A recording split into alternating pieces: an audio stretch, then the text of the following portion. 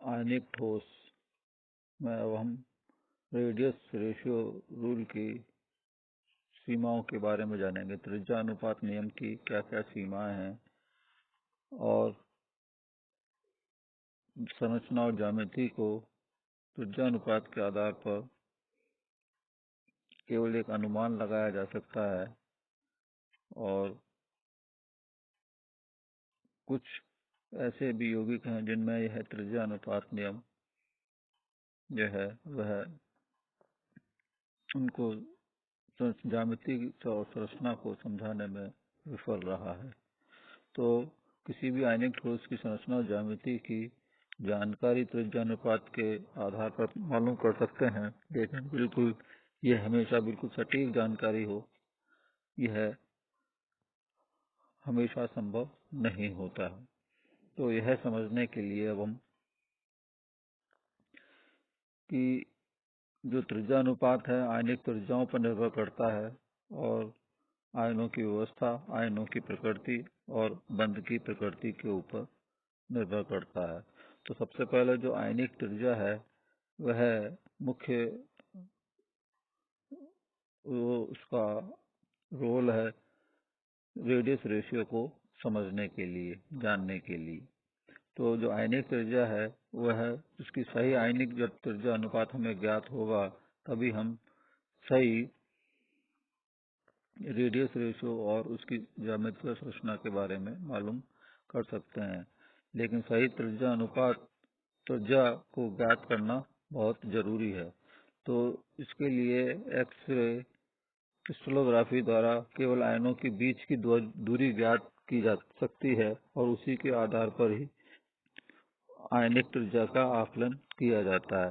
तो यह वास्तविक आयनिक त्रिज्या नहीं होती है, यानी एक्सरे क्रिस्टलोग्राफी द्वारा भी किसी आयन की वास्तविक आयनिक त्रिज्या ज्ञात नहीं की जा सकती है। अतः जब तक वास्तविक आयनिक त्रिज्या हमें मालूम नहीं होगी, जब तक सही त्रिज्या अनुपात नहीं पता लगेगा और सही त्रिज्या अनुपात के आधार पर आयनिक ठोस की संरचना व ज्यामिति की व्याख्या नहीं की जा सकेगी। दूसरा है आयनों की व्यवस्था। जो अरेंजमेंट ऑफ आयन्स है किसी भी क्रिस्टल जालक में वह धनायनों और ऋणायनों के जो परस्पर स्पर्श करते हैं ऐसा हमने देखा है। तो जो क्रिस्टल जालक में स्थायी व्यवस्था होती है वह धनायनों और ऋणायनों के एक दूसरे के सापेक्ष स्थितियों पर उनके आकार के ऊपर निर्भर करती है और ये माना गया ये कि धनायन और ऋणायन की जो सीमाएं हैं वह एक दूसरे को स्पर्श करती हुई होती हैं, परंतु सदैव ऐसा नहीं होता और इसकी संभावना भी कम होती है कि एक आयन दूसरा आयन की जो परिधि है वह एक दूसरे को पूर्ण रूप से स्पर्श करती हुई हो। यह आयन का आकार जो है यदि छोटा हो में स्थान तो उस छिद्र में स्थान बदलता रहेगा। यदि आयन का आकार बड़ा हो जो रिक्त स्थान है तो वह उसमें दब जाएगा। तो यह जो आयनों का आकार जो है उनके ऊपर निर्भर करता है। तीसरा है आयनों की प्रकृति।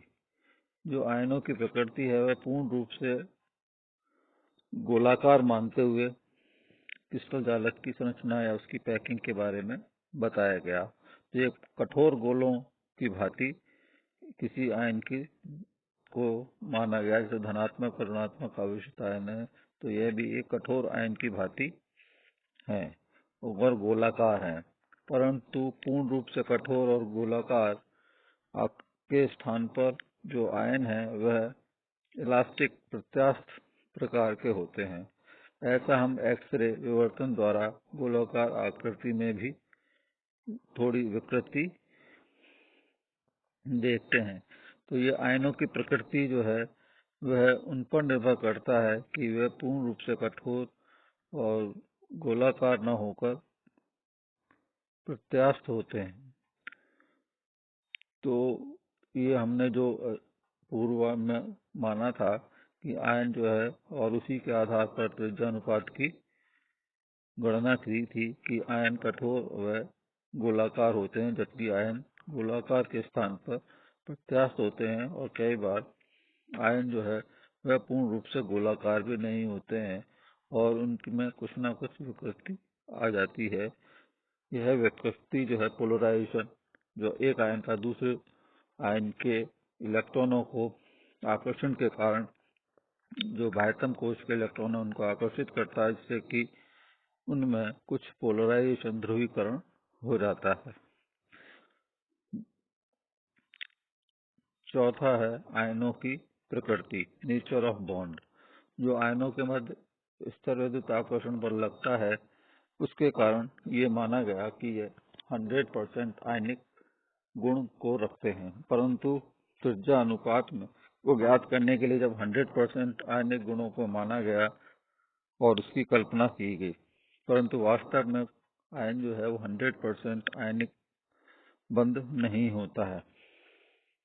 इनमें कुछ ना कुछ सहसंयोजी गुणों आ जाते हैं जो कि ध्रुवीकरण के आते हैं, और ध्रुवीकरण के कारण ऐसे आ जाते हैं। यानी जो धनात्मक आवेशित आयन है वह ऋणात्मक आवेशित आयन के बाह्यतम कोश के इलेक्ट्रॉनों को अपनी तरफ आकर्षित करता है, और जो ऋणात्मक आवेशित आयन का नाभिक है वह धनात्मक आवेशित आयन के बाह्यतम कोश के इलेक्ट्रॉनों को अपनी तरफ आकर्षित करता है, जिससे कुछ न कुछ इलेक्ट्रॉन घनत्व जो है वो धनायन की पर कुछ अधिक हो जाता है और ऋणायन पर कुछ कम हो जाता है, जिसके कारण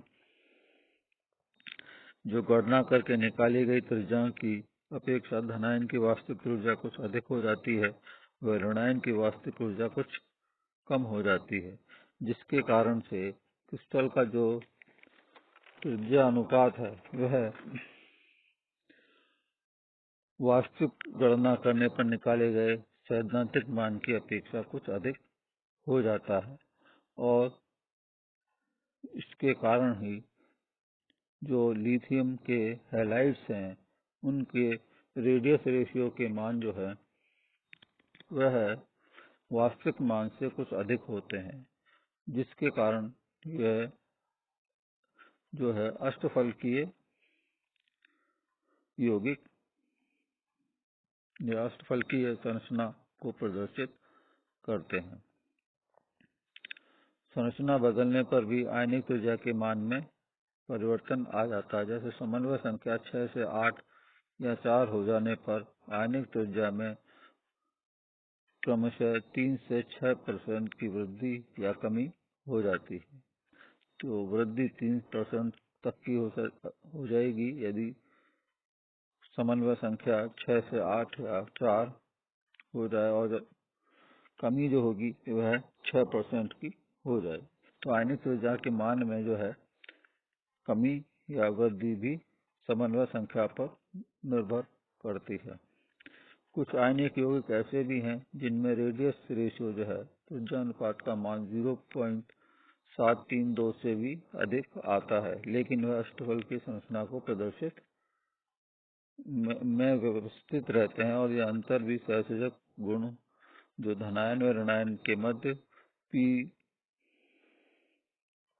पाई और पी पाई अतिव्यापन के कारण हो जाते हैं। तो कई बार जो है बैग जो विरक्त कक्षकों के जो अतिव्यापन है उसके कारण भी ऐसा हो जाता है।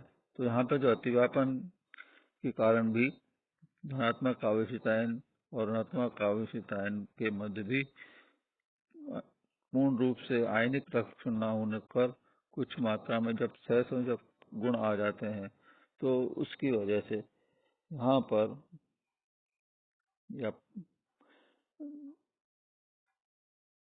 पर जो है रेडियस रेशियो के मान में परिवर्तन आ जाता है। तो घनीय संरचना की अपेक्षा जो है अष्टफल की जो संरचना है उनमें पी पाई अतिव्यापन जो है अधिक सीमा तक हो सकता है, और घनीय संरचना की अपेक्षा अष्टफल की संरचना में व्यवस्थित हो जाते हैं। तो यह जो अतिव्यापन हो रहा है टी पाई कक्षकों का उस ज्यामिति के कारण, तो उनकी संरचनाओं में भी परिवर्तन आ जाता है। जैसे हम उदाहरण से समझेंगे, जो क्षार धातु हैलाइड हैं उनके त्रिज्या अनुपातों के मान से। तो यहाँ पर हैलाइड जो है फ्लोराइड, क्लोराइड, ब्रोमाइड और आयोडाइड आयन, और जो क्षारीय धातु आयन है उनमें लिथियम, सोडियम, पोटेशियम, रुबिडियम और सीजियम आयन लेते हैं, और उनके रेडियस रेशियो के मान जो है त्रिज्या अनुपातों के मान को हम देखते हैं। जो लिथियम फ्लोराइड का 0.51, लिथियम क्लोराइड का 0.38, लिथियम ब्रोमाइड का 0.35 और लिथियम आयोडाइड का 0.31 इनके त्रिज्या अनुपातों के मान हैं। इसी तरीके से सोडियम, पोटेशियम और रुबिडियम के और सीजियम के उनके फ्लोराइड, क्लोराइड और ब्रोमाइड और आयोडाइड आयनों के साथ जो है उनमें त्रिज्या अनुपातों के मान है। तो यह इन जो कुछ लवण है वह त्रिज्या अनुपात नियम का पालन नहीं करते हैं। तो जैसे फर्स्ट वर्ग के जो धातु हैलाइड हैं जिनका त्रिज्या अनुपात 0.225 से लेके 0.414 हो, तो वह चतुष्फल की संरचना को, ज्यामिति को प्रदर्शित करने चाहिए। जिनमें त्रिज्या अनुपात 0.414 से लेकर 0.732 तक हो, उनको अष्टफलकीय ज्यामिति प्रदर्शित करनी चाहिए।